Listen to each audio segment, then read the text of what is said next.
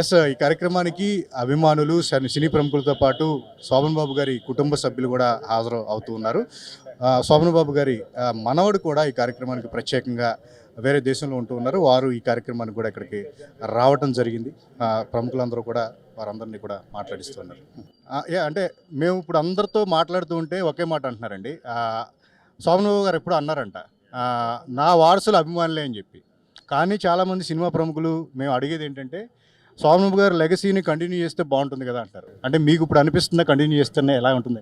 అంటే లెగసీ వచ్చి various వేస్లో continue చేయొచ్చు అనుకోండి. ఎస్, నేను వచ్చి మెడిసిన్లో, మా కజిన్ వచ్చి బై హిజ్ ఓన్ ఇది. So we are all doing our own thing, but his legacy అనేది వీఆర్ కంటిన్యూయింగ్. అంటే ఎప్పుడు తాతగారి సినిమాల్లో అన్ని అద్భుతాలే, 229 సినిమాలు. ప్రతి సినిమా గురించి అభిమానులు ఒక్కొక్కరు ఒక్క విధంగా షేర్ చేసుకుంటుంటున్నారు. మీరు పర్సనల్గా దేనికి ఎక్కువ కనెక్ట్ అవుతారు, ఏది ఇష్టం అండి మీకు? అదే యావండి ఆమె వచ్చిందని ఇస్ మై ఫేవరెట్ మూవీ అండి. అంటే మీకు ఎప్పుడు ఇంకా ఎక్కువగా ఇద్దరు హీరోయిన్లు ఉండాల్సిందే శోభన్ గారి సినిమాల్లో అని చెప్పేసి అంటూ ఉంటారు. సో ఏంటంటే దాన్ని మీరు ఎలా చూస్తారు? అంటే ఒక బ్యూటిఫుల్ అందాల నటుడు అని చెప్పేసి ఆయనకి పేరు ఉంది. సో ఏంటి మీరు దాని గురించి? ఇప్పుడు కూడా చూసారంటే పేషెంట్స్ అందరూ మాకు వచ్చారు అదే చెప్పారనమాట.